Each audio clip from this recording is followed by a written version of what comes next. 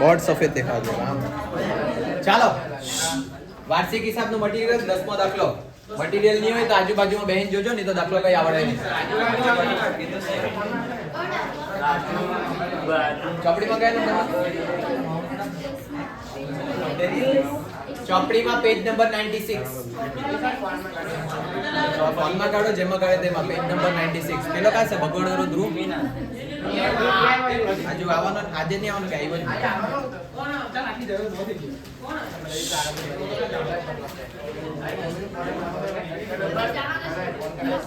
Page number 96.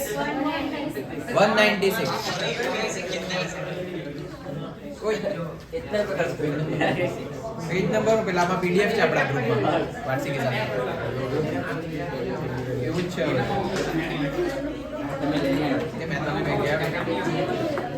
થઈ ગઈ બધાની વ્યવસ્થા? ચાલો જોઈ લો દાખલો નંબર 10. નિર્મિના વાત બંધ કરજો હવે બધા આવે નહીં તે પાછા. નિર્મિના તારીખ 31/3/15 ના રોજના નીચે આપેલા કાચા સરવૈયા પરથી તેમનો વાર્ષિક હિસાબો તૈયાર કરો. હર્ષ બસ હવે વાર્ષિક હિસાબ તૈયાર કરવાના છે. પાછું યાદ કરી લે, 2 ખાતા અને 1 પત્રક. પહેલું ખાતું વેપાર ખાતું, બીજું નફા નુકસાન ખાતું અને ત્રીજું પાકું સરવૈયું. ઓય હું નામ તારું? અહીંયા ઉપર હસ્યા કરે દે. બીજું જો અહીંયા જે તમારા આ જે છે શું કહેવાય કાચું સરવૈયું. કાચા સરવૈયામાં જે ઉધાર બાજુ પર છે તે બંને ખાતાની અંદર કઈ બાજુ આવે? ઉધાર બાજુ. અને પાકા સરવૈયામાં જાય મિલકત દાણા બાજુ. અને જે આની અંદર જમા બાજુ છે તે બંને ખાતાની અંદર આવે જમા બાજુ અને પાકા સરવૈયામાં આવે મૂડી દેવા બાજુ. બરાબર? તમારું ડાબી બાજુ મૂડી દેવા બાજુ અને જમણી બાજુ મિલકત દાણા બાજુ. આટલું યાદ રાખવાનું બધા. અને તમને યાદ કરવા કીધેલા ખાતામાંથી એક જ ખાતું તૈયાર કરવાનું યાદ રાખીને, વેપાર ખાતું. અને વેપાર ખાતાની ઉધાર બાજુ સૌથી પહેલા શરૂઆતનો સ્ટોક, પછી ખરીદી, બાદ ખરીદ પરત, બાદ અન્ય રીતે ગેરમાલ અને પછી બધા ખર્ચા. બરાબર? આટલું થઈ જાય. અને આના બધા ખર્ચા મોડે રાખવાના. મોડે એટલે 2-3 વખત વાંચે એટલે ખબર પડી જાય દાખલામાં આવે તો. ઓય સરપંચ એન્જોની ચાલો. પછી જમા બાજુ પર સૌથી પહેલા વેચાણ, બાદ વેચાણ પરત, પછી ભંગાર માલનું વેચાણ અને લાસ્ટમાં આખા સ્ટોક. આ વેપાર ખાતું મોડે થઈ જાય. તે સિવાયના બધા ખર્ચા નફા નુકસાન ખાતાની ઉધાર બાજુ અને તે સિવાયની બધી આવકો નફા નુકસાન ખાતાની જમા બાજુ. અને મૂડી દેવા અને મિલકત દેવા એક વખત નજર મારી રાખે એટલે ખબર પડી જાય તમને. બરાબર? ચાલો હવે દાખલો સ્ટાર્ટ કરીએ. હંમેશા દાખલો ક્યાંથી સ્ટાર્ટ કરવા કીધેલું તમને? હવાલા પરથી. હવાલો નંબર પહેલો. તારીખ 31/3/15 ના રોજ માલના સ્ટોકની કિંમત 50,000 છે. 31/3/15 એટલે કે આખરની તારીખ. આખરની તારીખનો સ્ટોક એટલે કયો સ્ટોક? આખો સ્ટોક. આખો સ્ટોકની બે એન્ટ્રી.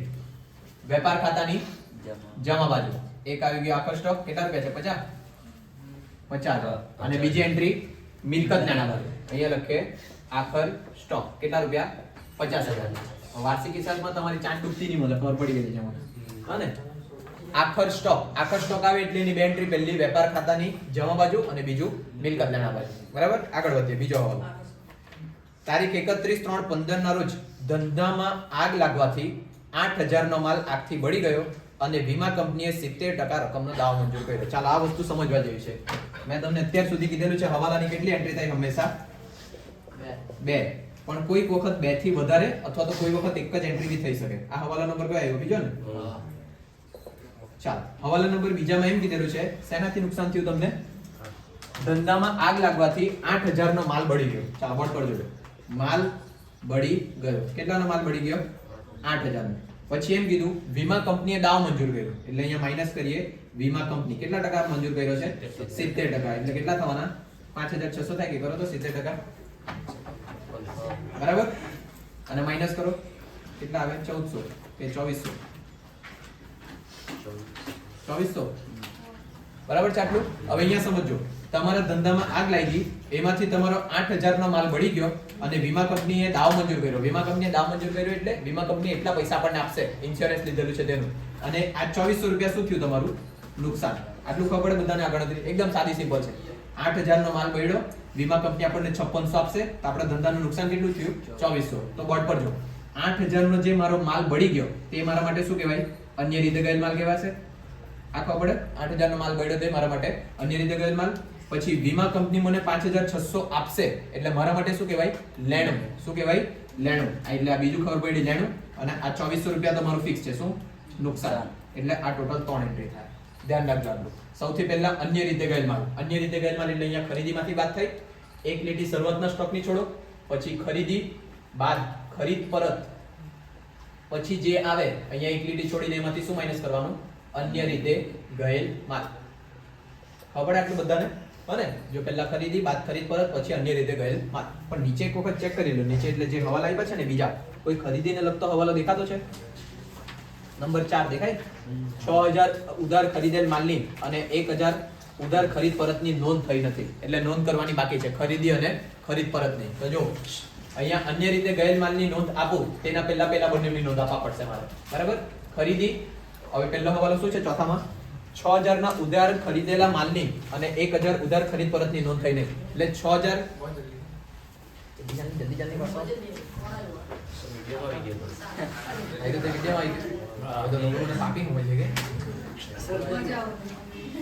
ચાલો પાછળનો નહીં હલાવો હે ને હજુ સુધી કઈ નથી કર્યું ખાલી આખો સ્ટોક બતાવી છે. દાખલા નંબર 10 ચાલો વર્ડ પર જો હવે સૌથી પહેલા ખરીદી હોધી નાખો કેટલા રૂપિયા છે? ખરીદી હોતો કાચા શ્રેયમાં કેટલા રૂપિયા છે? 9000 છે એટલે કેમ લીટી પાડો 1,80,000 છે. કેટલા છે? 1,80,000. 9000 ની ખરીદી કરતા હોય તો ધંધો જ બંધ રાખવો જોઈએ. ચાલો 1,80,000 ની ખરીદી છે. હવે દાખલો નંબર 10. ઓય દાખલો નંબર 10 ચાલની જલ્દી. એ લોકો આંતે વાત કરે કે લોકો તો ખરાબ કોઈરા સ્કૂલ ચાલુ જ ને આ યુનિફોર્મ છે ને અને ગોવા જારો ગોવા તો ખોલી ફટાફટ દાખલો ચાલો 10 માં છે. ચાલો બસ ચોથા હવાલો પાછળ પાના પર. ચોથા હવાલામાં એમ કીધું છે 6000 ઉધાર ખરીદેલ માલની અને 1000 ના ખરીદ પરતની નોંધ બાકી. જોજો ખરીદી નોંધવાની બાકી તો બે એન્ટ્રી ખરીદીમાં પ્લસ અને બીજું લેણદારમાં પ્લસ. એટલે ખરીદીમાં પ્લસ કરીએ નહીં નોંધેલ ખરીદી. કેટલા રૂપિયા નોંધવાની બાકી છે? 6000 એટલે પ્લસ કરીને 1,86,000. ચાલો આ એક એન્ટ્રી આપી. બીજી એન્ટ્રી આપવાની તમારે લેણદાર. લેણદાર લખાઈ તમારું મૂડી દેવા બાજુ હોદો ની દેખાય 28,200 કાં છે? જમા બાજુ પણ નીચેથી કાં લીટી બતાવો. હા મહિનો નીચેથી 6-7 જેવું દેખાતું છે. લેણદારો 28,500 દેખાય બધાને? એટલે અહીંયા લખીએ 28,500. ચાલો 200 છે. શું કઈ મારા ને દીવે ચાલો લેણદારો 28,200. હવે ખરીદી નોંધવાની બાકી તો ખરીદીમાં પ્લસ અને બીજું લેણદારમાં પ્લસ. એટલે અહીંયા પ્લસ કરીએ નહીં નોંધેલ ખરીદી. કેટલાની? 6000 ની. પ્લસ કરીને કેટલા થઈ જશે? 34,200. વધી આગળ પાછળ હસવાનું બંધ કરો ને પહેલા. પછી આગળ એમ કીધું છે એ હવાલામાં 1000 ના ઉધાર ખરીદ પરતની નોંધ થઈ નથી. જો ખરીદ પરત નોંધવાનું બાકી તો પહેલી અસર ખરીદીમાંથી માઈનસ નહીં નોંધેલ ખરીદ પરત. કેટલા રૂપિયા? 1000 ને એ માઈનસ કરીને આવશે 1,85,000. એક એન્ટ્રી આ અને બીજી એન્ટ્રી લેણદારમાંથી માઈનસ. હલો હા નીકળી ગયા એ લોકો. હા ઠીક છે ચાલો નહીં નોંધેલ ખરીદ પરત કેટલું હતું? 1000. ચાલો એટલે બાર કેટલા આવવાના? 33,200. ક્લિયર થાય આટલી વસ્તુ? પાછું યાદ કરી લે. ખરીદી નોંધવાની બાકી એટલે ખરીદીમાં પ્લસ અને લેણદારમાં પ્લસ અને ખરીદ પરત નોંધવાનું બાકી તો ખરીદીમાંથી માઈનસ અને લેણદારમાંથી માઈનસ. હવે આપણા પાછા સેકન્ડ હવાલા પર આવીએ. સેકન્ડ હવાલાની અંદર જો શું છે પહેલા તો 8000 નો માલ આગમાં બળી ગયો. 8000 નો માલ આગમાં બળ્યો પછી વીમા કંપની એમ કીધું કે અમે 70% તમને પૈસા આપશું. એટલે 5,600 વીમા કંપની આપણને આપવાનો. તો 8000 માંથી 5600 બાદ કર્યા તો મારું નુકસાન કેટલું? ખાલી 2400. હવે ત્રણ વસ્તુ જોવામાં છે. પહેલા 8000 નો માલ બળી ગયો એટલે અન્ય રીતે ગયેલ માલ 8000. પછી વીમા કંપની મને 5,600 આપશે તો મારા માટે લેણ અને 2400 નું મારું નુકસાન. એટલે આની કેટલી એન્ટ્રી થાય? Total 3 entry. સૌથી પહેલા કરીએ અન્ય રીતે ગયેલ માલ. અન્ય રીતે ગયેલ માલ પહેલા ખરીદ પરત દાખલામાં હોય તો જોઈ લો છે 10,800. એટલે પહેલા ખરીદ પરત માઈનસ કરી આપો 174,200. ખોટું છે બરાબર? ખોટું છે કેટલું આવે?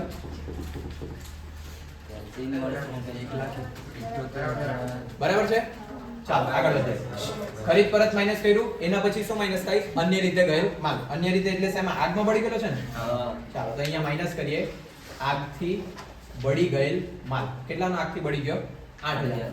એટલે ફાઇનલ રકમ 166,200. ઇંગ્લિશ. બરાબર કરો ની કેલ્સી લઈ રહેલા તો ધુપિયા કરે છે ચાલો હવે આ પહેલી એન્ટ્રી આવી હવે બીજી એન્ટ્રીમાં જો વીમા કંપની પાસેથી 5600 લેવાના એટલે લેણ હોય તો ક્યાં લખાય મિલકત લેણા પર એટલે અહીંયા લખીએ વીમા કંપની કેટલા રૂપિયા આપશે આપણને 5600 અને ત્રીજું 2400 નું નુકસાન ક્યાં લખાય નફા નુકસાન ની ઉધાર બાજુ લખીએ આગથી થયેલ નુકસાન કેટલા રૂપિયાનું 2400 એકદમ સાદું સિમ્પલ વસ્તુ છે હને ખબર પડી આ હવાલા બધાને અને આ હવાલામાં આ અન્ય રીતે ગેરમાલ બાદ કરવાનું હતું એના માટે આપણે ખરીદીના બધા હવાલા પતાવ્યા પહેલા હને એના કારણે તા ગયેલા ચોથા હવાલા પર હવે ત્રીજા પર આવો પાછા હવાલો નંબર 3 દેવાદારોમાંથી 6000 વસૂલ થઈ શકે તેમ નથી તેથી માંડી વાળા છે ચાલો વસૂલ થઈ શકે નહીં એટલે શું આપેલું છે ગલખાતનો હવાલો આવે એટલે નીચે પહેલા ચેક કરો કે કોઈ વેચાણને લગતો હવાલો છે કે નહીં છે કોઈ વેચાણનો હવાલો નથી જો વેચાણનો હવાલો હોય તો પહેલા વેચાણની એન્ટ્રી આપવાની અંશ અને પછી આગળ તમારે ગલખાતની એન્ટ્રી આપવાની ચાલો હવે ગલખાતની વાત કરીએ તો તમને નમૂનો યાદ રાખવા કીધેલો સૌથી પહેલા મિલકત લેણા બાજુ શું આવે દેવાદાર એમાંથી માઈનસ થાય ગલખાત હવાલાની પછી માઈનસ થાય ગલખાત અનામત હવાલાની અને લાસ્ટમાં બાદ થાય દેવાદાર પર વટાવ અનામત હવાલાની પણ આપેલી હોય તો જ છે દેવાદાર પર વટાવ અનામત છે દેખાય એટલે અહીંયા માઈનસ કરીએ દેવાદાર પર વટાવ અનામત હવાલાની જોઈ લેજો નમૂનામાં સૌથી પહેલા દેવાદાર જોઈ દેવાદારમાંથી પહેલા ગલખાત હવાલાની પછી ગલખાત અનામત હવાલાની અને પછી દેવાદાર પર વટાવ અનામત હવાલાની ત્રણ હવાલાની જ બાદ થાય પછી નફા નુકસાન ખાતાની ઉધાર બાજુ નમૂનો લખવાનો સૌથી પહેલા ગલખાત કાચા સરવૈયાની પ્લસ ગલખાત હવાલાની પ્લસ ગલખાત અનામત હવાલાની અને માઈનસ ગલખાત અનામત કાચા સરવૈયાની આ નમૂનો તમારે મોડે કરવાનો છે અને મને જ મોડે છે એવું લાગ્યા કરે ખાલી હા ને ચાલો એના પછી જો તા દેવાદાર પર વટાવ અનામત લખ્યો હોય તો અહીંયા આપેલ વટાવ વાળો બી નમૂનો આવવા જોઈએ અહીંયા લખીએ પહેલા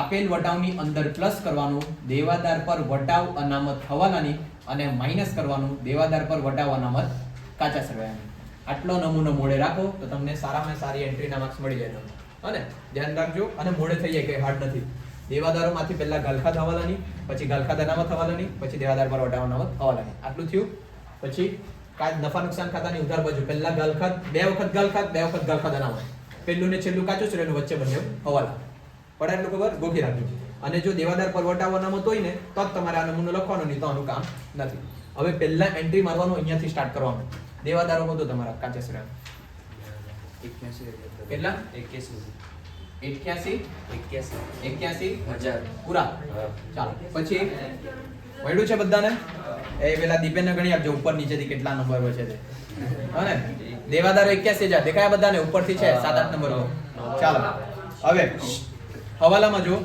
દેવાદારોમાંથી 6000 વસૂલ થઈ શકે તેમ નથી જો વસૂલ નહીં થાય એટલે શું કહેવાય ગલખાત એટલે અહીંયા લખીએ ગલખાત કઈ આવી ગઈ હવાલાની કેટલા રૂપિયા 6000 માઈનસ કરશો એટલે 75000 પછી આગળ વધીએ તેથી માંડી વાળવાના છે અને ગલખાત અનામતના 5% એટલે ગલખાત અનામત કેટલા ટકા 5% એટલે કેટલા થાય 3750 કરો તો બરાબર એટલે બાદ કરીને કેટલા આવવાના 71250 કે 72250 બરાબર હા ને ચાલો પછી આગળ વધો દેવાદાર પર વટાવ અનામત 2% એટલે દેવાદાર પર વટાવ અનામત આના 2% કાઢો 2% નહીં નીકળે અમારે કેમ નીકળે છે કોશિશ કરવાની થાય કોશિશ કેટલા 91425 1425 માઈનસ કરો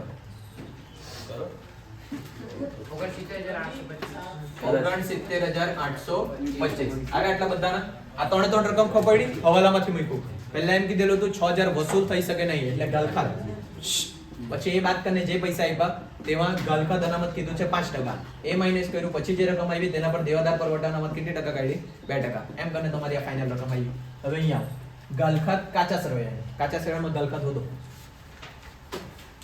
કાચા સરવૈયામાં ગલખાત કેટલી 12080 ચાલો પછી ગલખાત હવાલામાં કેટલી છે ત્યાંથી જોઈ લેવાનું 6000 દેખાય પછી ગલખાત અનામત હવાલામાં કેટલી આવી 3750 આ ત્રણે નું ટોટલ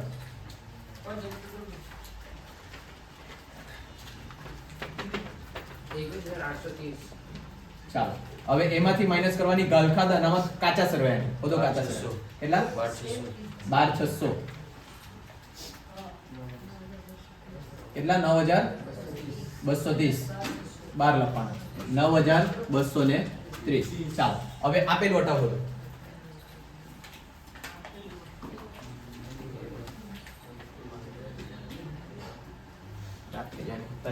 લાસ્ટમાં જો ને વટાવો વટાવો સાતા. કેટલા 12000 ને આ બાજુ એકાદ 12000 ક્યાં કરે છે લાસ્ટ લીટીમાં જો વટાવ છે જોજો ઉધાર બાજુનો તે આપેલ વટાવ અને જમા બાજુનો મળેલ વટાવ સાથે લખી દેવાનું. મળેલ વટાવ કેટલા રૂપિયા 2000. ચાલો હવે આપેલ વટાવ 5100 દેવાદાર પર વટાવવાનામાં થવાલામાં કેટલા રૂપિયા 1425 અને દેવાદાર પર વટાવવાનામાં થતો કાચા શ્રેયમાં છે કે નથી દેખાય નીચેથી 12 13 નંબર પર છે 450. હવે એ 450 કરવાના છે તમારે માઈનસ. ચાલો પ્લસ માઈનસ કરો. આ પ્લસ માઈનસ કરવાનું 5100 વત્તા 1425 માઈનસ 450 6075. કોઈ પણ ક્લિયર આટલું? ઓ મસ્ત લાગે.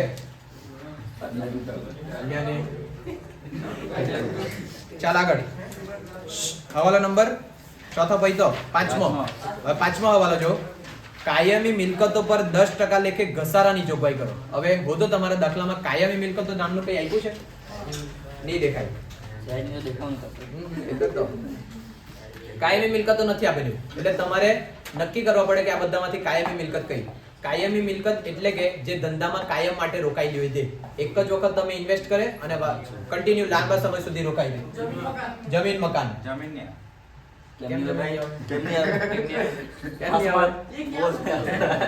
આવશે. ચાલો જમીન મકાન ઓફિસ યંત્રો ફર્નિચર આ ત્રણ જે છે તે તમારા કાયમ માટે રોકાયેલું રહે અને એના નીચે જે પટ્ટે રાખેલ છે ને તે મેં સમજાવું એ શું હોય પહેલા આ ત્રણ પતાવી દે. એટલે કાયમી મિલકતો કઈ કઈ? જમીન મકાન ઓફિસ યંત્રો અને ફર્નિચર. એ ત્રણ ની એન્ટ્રી આપીએ. ત્રણ મિલકત છે એટલે ક્યાં લખીએ? મિલકત દાણા બાજુ. સૌથી પહેલા અહીંયા લખું જમીન મકાન કેટલાનું? જમીન મકાન કેટલાના? 1,80,000. હવે ઘસારો કેટલા ટકા કીધા છે હવાલામાં? 10%. એટલે માઈનસ કરીએ ઘસારો 10% એટલે 18,000 બાદ કરીને 1,62,000 આવશે. ચાલો એના પછી જમીન મકાન પછી બીજું શું છે? ઓફિસ યંત્રો. અહીંયા લખીએ ઓફિસ યંત્રો 1,26,000 માઈનસ એમાં બી ઘસારો કેટલા ટકા? 10%. એટલે 12,600 માઈનસ કરીને 1,24,000 ને આવે 13,400. ચાલો ઓફિસ યંત્રો પછી ફર્નિચર. અહીંયા લખીએ ફર્નિચર. ફર્નિચર કેટલાનું? ફર્નિચર કેટલાનું? 22,500 માઈનસ ઘસારો કેટલા ટકા? 10%. એટલે 2,250 એટલે આવશે 20,250. ચાલો આ ત્રણ ઘસારો ધંધા માટે શું કહેવાય? નુકસાન. નુકસાન હોય તો નફા નુકસાનની ઉધાર બાજુ. એટલે પહેલા અહીંયા લખીએ જમીન મકાનનો ઘસારો કેટલા આવ્યો? 18,000. એના પછી ઓફિસ યંત્રનો ઘસારો કેટલા આવ્યો? 12,600 અને લાસ્ટ આવ્યું ફર્નિચર પર ઘસારો કેટલો? 2,250. એટલે કાયમી મિલકત આવશે ને દાખલામાં એટલે યાદ રાખજો કાયમી મિલકત એટલે કઈ? જે તમારા ધંધામાં કાયમ માટે રોકાઈ ગઈ. જમીન મકાન પ્લાન્ટ યંત્રો ફર્નિચર બરાબર. બીજું ઢોર ઢાંખર એટલે તમે મને ખબર છે તમે આજે એને લઈ આવ્યા. ચાલો છઠ્ઠો હવાલો જો ઢોર ઢાંખર પર ઘસારો નહીં લાગે બરાબર. સર એવું નહીં ચાલે. આમાં 12,600 કરવાનું હતા ને? હા 12,600 છે ને જોની. 3 દિવસ. આ 1,24,000 અલગ છે. આ 12,600 કોણાની સર આવી પડે. એમાં શું હોય જમેલા જેવા તમારા દોસ્તના ભણવાની ઉધારી. અરે ભાઈ sometime it's happen life is a journey. હા આપણે કઈ કમળા વાત નહીં કઈ ઢોર ટાંકર પર ઘસારો નહીં લાગે. ઢોર ટાંકર પર એટલે કઈ સમજાવે જ નહીં. ઓય ઢોર ટાંકર પર બી ઘસારો લાગે તમને ખબર હોય ને તો ધારો કે આપણે ઢોર ટાંકર માં ખાલી ભેંસની વાત કરીએ બરાબર. ઓ અજય તમને જેવું કે કાલે કીધેલું અત્યારે તમને એકબીજાના ધંધાનો મજાક ઉડાવતા છે ને ફ્યુચરમાં તમને એમ થાય ધંધો રહેતે તો જ સારું રહેતે. કાલે આપણે વાત કરેલી છે. એટલે અત્યારે એ લોકોને મજાક ઉડાવે પછી આપણે પૈસા કમાવો ને એ લોકો 8000 ની નોકરી વધે એમ કે મેં જાવ આઈ લાગજે ધ્યાન રાખો. ચાલો હવે સાંભળજો ઢોર ડાંકર પર બી ઘસારો લાગે જો સ્ટાર્ટિંગ ની જે હમણો ની ભેંસ જે છે શરૂઆતમાં સારું એવું દૂધ આપે પછી ઢોલા થાય તો ઓછું આપે બરાબર એટલે એ લોકો પર બી ઘસારો લાગે જેટલું ટાઈમ વીતતું જાય ને તેટલું એ લોકોની બી કિંમત ઘટતી જાય હને અને સૌથી વધારે જ્યારે એ હું વીઆઈ ની કે હું કે ત્યારે સૌથી મોંઘી વેચાય આવું છે બરાબર કે આવું બધું થાય તો એના પર બી ઘસારો લાગે હા એમ એટલે જવાન રે જ્યારે વધારે પૈસા ડોહા રે જ્યારે ઓછા પૈસા પેન્શન મળે ને ચાલો છઠ્ઠો હવાલા નંબર 6 વીમા પ્રીમિયમના 3200 આવતા વર્ષના છે બટન બંધ કર આવતા વર્ષના એટલે આવતા વર્ષના એટલે ગયા વર્ષના એમ કે એટલો લાખો આપ્યો આવતા વર્ષના એટલે જે આવવાનું વર્ષ છે ને તેનું અત્યારથી જ ચૂકવેલું છે અત્યારથી ચૂકવેલું એટલે પણ મેં તમને હવાલો પૂછું ગધેડાઓ અગાઉથી ચૂકવેલા જો આવતા વર્ષનું એટલે કયું તમે છે ને મેં વાર્ષિક હિસાબ આખું સ્કીપ કરી દેવા પછી ભણ્યા કરજો ને એમ બી તમને આવડતું નહીં મળે ને સાંભળી લેજો વાર્ષિક હિસાબ નહીં ભણ્યા 12મું પૂરું તમારું વાર્ષિક હિસાબ જ છે 12માં બધા જોઈએ ને એક ચોપડી આપી મૂકું ચોપડીમાં જ્યાં પાનું પલટાવે ત્યાં પાકું સર્વે દેખાય તમને એમ કરીને એમ જ્યાં મરજી થાય એમ ખોલજો પાકું સર્વે દેખાય ચાલો વીમા પ્રીમિયમના 3200 આવતા વર્ષના છે આવતા વર્ષના જો તમે અત્યારથી ચૂકવેલા હોય તો કયા કહેવાય અગાઉથી ચૂકવેલા ચાલો તો વીમો બધો દાખલામાં આપ્યો હશે વીમો કરવેરા વીમો વીમા પ્રીમિયમ કઈ બી દેખાય તો હતો વીમા પ્રીમિયમ દેખાયું છે કોઈને ક્યાં છે 14200 ઓકે પરચુરણ ખર્ચાની નીચે દેખાતું છે નૂર ને એવું બધું આવ્યું છે ને તેના નીચે દેખાયા 14200 ચાલો વીમા પ્રીમિયમ ધંધા માટે ખર્ચ એટલે નફા નુકસાન ખાતાની ઉધાર બાજુ કેટલા રૂપિયા હતા 14200 ચાલો આવતા વર્ષના એટલે અગાઉથી ચૂકવેલા અગાઉ શબ્દ દેખાય એટલે તમારે શું કરવાનું માઈનસ એટલે માઈનસ કરીએ અગાઉથી ચૂકવેલ કેટલું અગાઉથી ચૂકવેલું છે 3500 ને ચાલો માઈનસ કરો એટલે કેટલા આવે 10700 હવે બીજી એન્ટ્રી અગાઉથી ચૂકવેલો વીમો જો કોઈ ખર્ચો તમે અગાઉથી ચૂકવે તો આપણા માટે શું કહેવાય લેણું હોય તો મિલકત લેણા બાકી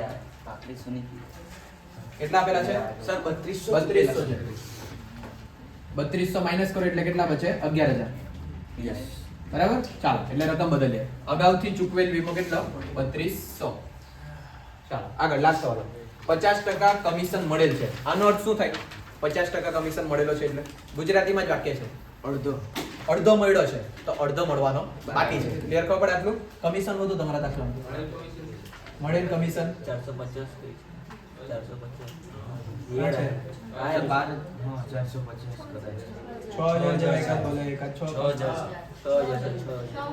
મળેલ કમિશન દેખાયું 6000 મટીરીયલ ની આ છે ને તમારે લીટી પાડવાની પહેલા નહીં તો વાંચતા વાંચતા અહીંયાથી લઈને એમ ગેલા ગયેલા હે ને આમાં જો પહેલા બધામાં લીટી પાડેલી જ છે તમને એવું કીધેલું જ નહીં ચાલો મળેલ કમિશન કેટલું છે 6000 અને મળેલ કમિશન એટલે આવક હોય તો નફા નુકસાનની જમા બાજુ એટલે પહેલા લખીએ મળેલ કમિશન કેટલું 6000 હવે જો એ લોકોએ એમ કીધું છે 50% મળેલ છે એટલે 50% મળવાનું બાકી શબ્દ આવે એટલે પ્લસ અહીંયા કરીએ મળવાનું બાકી કેટલા રૂપિયા મળવાના બાકી હશે 3000 માં મળવાના બાકી છે 6000 આ ખબર પડતી હોય ને તો આ 50% મળ્યા છે તો બીજા 50% મળવાના બાકી એવું અર્થઘટન એટલે 6000 મળ્યા તો બીજા 6000 મળવાના બાકી એટલે અહીંયા પ્લસ કરો કેટલા થઈ જવાના 12000 અને બીજી વસ્તુ હવે મળેલ કમિશન મળવાનું બાકી એટલે લેણું હોય તો મિલકત નાણા બાજુ મળવાનું બાકી કમિશન કેટલા રૂપિયા 6000 ચાલો હવાલા પૂરા હવે ઉપરથી એન્ટ્રી આપીએ જે બાકી રહી ગયો સૌથી પહેલા બાકી મૂડી દેવા બાજુ પર હેડિંગ આપવાનું મૂડી કેટલા રૂપિયા 2,70,000 મૂડી પર વ્યાજ એવું કઈ આવ્યું નહીં મળે એટલે અહીંયા માઈનસ શું થશે ડાયરેક્ટ ઉપાડ કેટલા રૂપિયા 1,6,200 કરો માઈનસ ઓય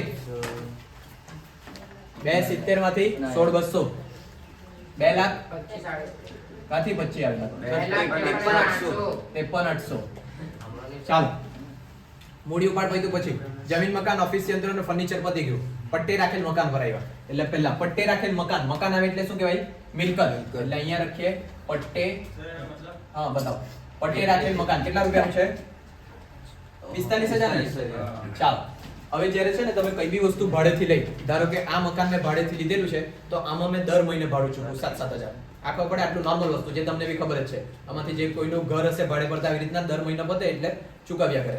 પછી કોઈ વખત છે ને ધંધાની અંદર જ આવું કરવામાં આવે. ધંધામાં એવું કહે કે મને આ મકાન 5 વર્ષ માટે આપી દો. શું કહે? 5 વર્ષ માટે આપી દો અને 5 વર્ષના ટોટલ પૈસા ચૂકવી દીધા એને 5 લાખ રૂપિયા.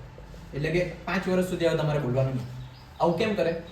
કેમ કે છે ને જો તમારો ધંધો વધી જાય ને તો માલિકને આંખમાં ખૂંચવા લાગે અને એ લોકો ભાડું વધારી દે. પડે ખબર? તો આ સેફટી માટે એ લોકો શું કરે? ભાડે પટ્ટે રાખે. ભાડે પટ્ટે રાખ્યું એટલે કે આ 5 લાખ રૂપિયા મેં અત્યારે આપી દેમ અને 5 વર્ષનું ભાડું આવી ગયું એની અંદર.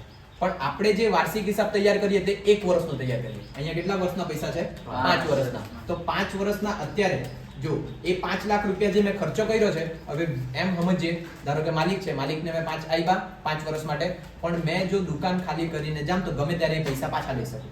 આટલું ખબર પડે? ગમે ત્યારે એ પૈસા પાછા, વાસ્તવમાં એવું થવાનું નહીં મળે પણ એમ કેમ ખાલી ગમે ત્યારે એ પૈસા પાછા લઈ શકું એટલે મારા માટે શું કહેવાય? લેણું. એ કાયદા કાનૂનથી અહીંયા લખાયા. ક્લિયર ખબર પડે? આ જે 45,000 છે ને એ ધંધામાં છે જ નહીં. એટલે આને અવાસ્તવિક મિલકત કહેવાય. જે તમે આગળ ભણે આને શું કહેવાય? અવાસ્તવિક. વાસ્તવિકમાં એવી કોઈ મિલકત તમારા ધંધામાં છે નહીં, તે છતાં તમારું અહીંયા બતાવવામાં આવે.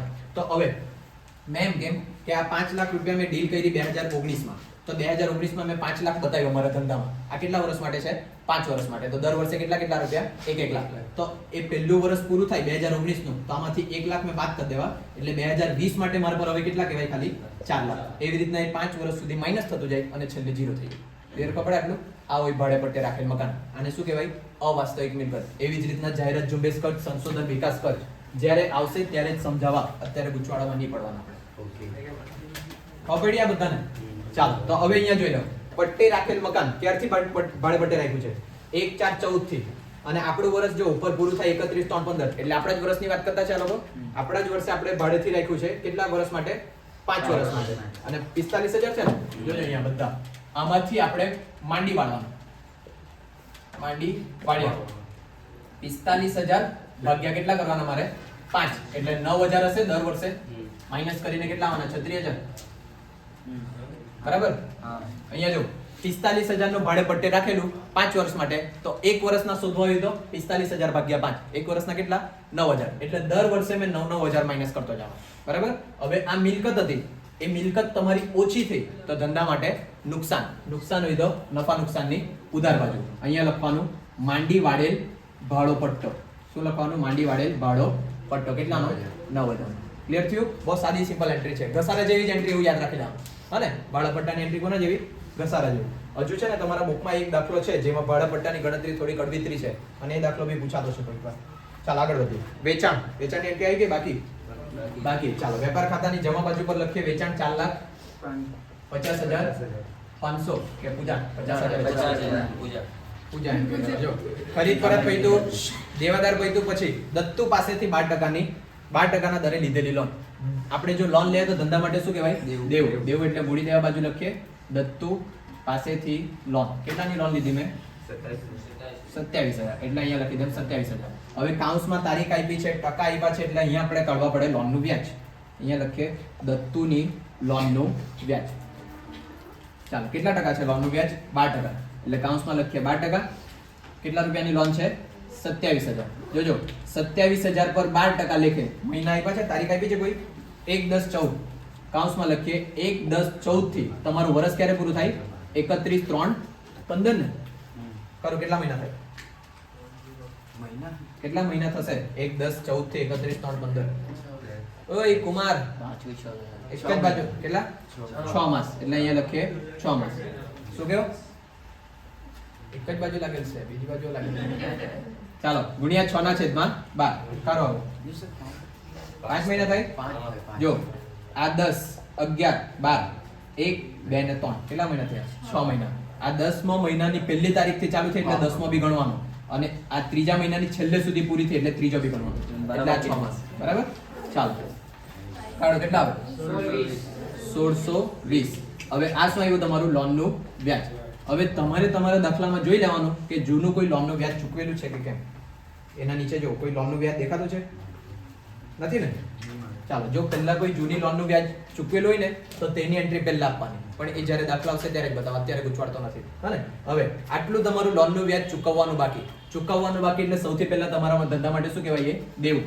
દેવું હોય તો મૂડી દેવા બાજુ લખીએ ચૂકવવાનું બાકી લોન વ્યાજ કેટલા રૂપિયા 1620 અને કોઈ શિક્ષકો આ 27000 માં 1620 પ્લસ કરીને બી બાર લખાવશે તે બી સાચું જ છે ખોટું નહીં મળે હને એટલે એવી એન્ટ્રી ફાવે તો એવી લખજો આ છૂટી ફાવે તો છૂટી લખજો બંનેના માર્ક્સ મળશે તમને બરાબર ચાલો હવે ચૂકવવાનું બાકી એટલે ધંધા માટે શું કહેવાય નુકસાન હોય તો નફા નુકસાન ખાતાની ઉધાર બાજુ એટલે ચૂકવવાનું બાકી લોન વ્યાજ કેટલા રૂપિયા 1620 આગળ વધો દત્તુની લોન પછી ફરીથી આવી ગઈ વેચાણ પરત બાકી વેચાણમાંથી માઈનસ કરીએ વેચાણ પરત કેટલા રૂપિયા 9000 બાદ કરાય એટલે 4,41,000 નહીં હા બરાબર ચાલો પછી નૂર એટલે જકાત ટેક્સ હને એકા લખાય જકાત ટેક્સ નૂર લખાય કે નફા નુકસાનમાં કે વેપાર ખાતામાં યાદ રાખેલું હોય તો જકાત ટેક્સ નૂર એવું આવે ને તો ક્યાં લખાય વેપાર ખાતાની ઉધાર બાજુ એટલે અહીંયા નૂર ને કરી દેતો છે સ્ટાર કેટલા રૂપિયા 13,500 ચાલો આગળ પરચુરણ ખર્ચા ક્યાં લખાશે નફા નુકસાન ખાતાની ઉધાર બાજુ કેટલા રૂપિયા 14 જો એ 3,150 વીમા પ્રીમિયમ આવી ગયું ગાલખાદ આવી ગયું ગાલખાદ અનામત આવી ગયું દેવાદાર પરવટા અનામત આવી ગયું મળેલ કમિશન બી આવી ગયું માલનો સ્ટોક બાકી માલનો સ્ટોકમાં કાઉન્સમાં તારીખ આપી છે 1/4/14 એટલે શરૂઆતનો સ્ટોક કહેવાય શરૂઆતનો સ્ટોક વેપાર ખાતાની ઉધાર બાજુ પહેલી લીટીમાં કેટલા રૂપિયા 9,900 પછી પગાર ક્યાં લખું નફા નુકસાન ખાતાની ઉધાર બાજુ 42,000 પછી મજૂરી ક્યાં લખું વેપાર ખાતાની ઉધાર બાજુ કેટલા રૂપિયા 6,600 લેણદારો આવી ગયા ડેડ સ્ટોક ક્યાં લખું અહીંયા જ લખું હમણો એ કોઈ પણ પ્રકારનો સ્ટોક હોય તો મિલકત લેણામાં જ લખવાનો ધ્યાનમાં પડ્યા કોઈ પણ પ્રકારનો સ્ટોક ધંધા માટે શું કહેવાય મિલકત જલ્દી કરની ચાલો એટલે અહીંયા લખીએ મિલકત લેણા બાજુ ડેડ સ્ટોક 4,500 તમારા આમનોંધમાં આવતું છે એકાદ આમનોંધમાં ડેડ સ્ટોક શેમાં આવતું છે શેમાં આવતું છે વજન કાંટો ઇલેક્ટ્રિક કાંટો એવું કંઈક આવતું છે તે ડેડ સ્ટોક કહેવાય તમારો હા ચાલ આગળ બેંક ઓવરડ્રાફ્ટ દેવું એટલે મૂડી દેવા બાજુ લખીએ બેંક ઓવરડ્રાફ્ટ કેટલા રૂપિયા 18,900 પછી રોકડ શિલ્લક મિલકત એટલે મિલકત લેણા બાજુ ચાલે રોકડ શિલ્લક કેટલા રૂપિયા 36,720 બરાબર 36,720 ચાલ આગળ આવક માલ ગાળા ભાડું વેપાર ખાતાની ઉધાર બાજુ 6,000 પછી જાવક માલ ગાળા ભાડું એ પણ ત્યાં જ લખી દે નફા નુકસાન ખાતાની ઉધાર બાજુ કેટલા 7,500 પછી હુંડીઓ એટલે મૂડી દેવાની મિલકત લેણા બાજુ આવે મૂડી દેવા બાજુ દેવી હુંડી અને પેલી બાજુ લેણી હુંડી પૈસા લખાવો લેણી હુંડીમાં 12,000 દેવી હુંડીમાં 7,000 બસ પતી ગયું ને મારો ટોટલ વટાવ નથી કાઢવું એટલે ટોટલ મારો ટોટલ પેલા વેપાર ખાતાની જમા બાજુ ટોટલ મારો બરાબર એકાદ જણ ચેક કરતું જાજો અને જો ખોટું આવ્યું ને તો મેં મારી ભૂલની ગણન તમને માર તમે ભૂલ બી કેમ કોને ને શું કે યાર બોલે 0 कौन जीरो देखेगा सर कौन जीरो अच्छा विचारी कोशिश नहीं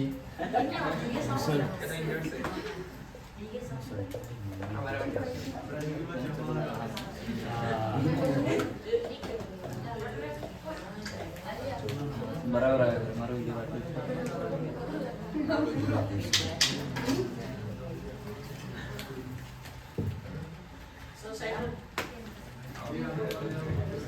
अजय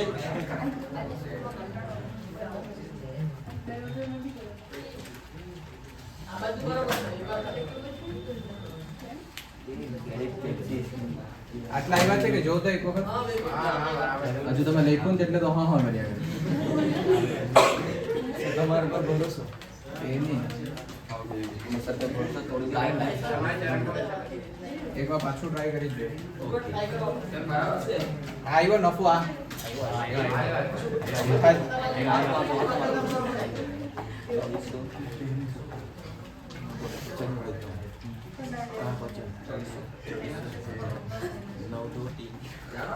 तुरंत दे भाई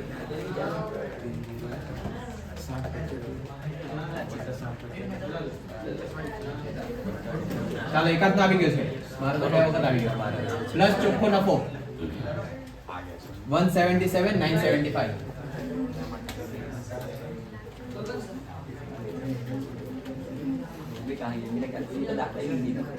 431 775 બરાબર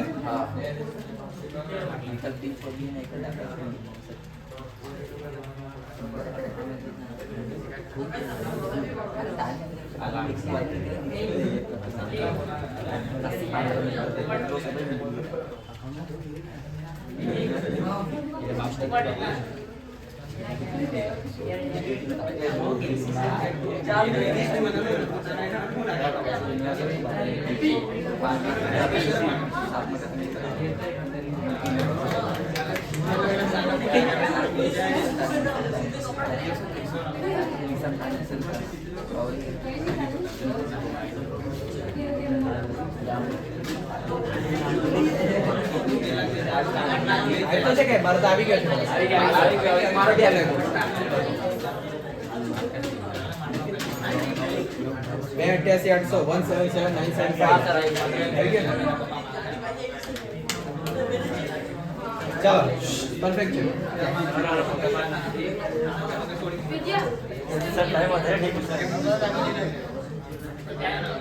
ચાલો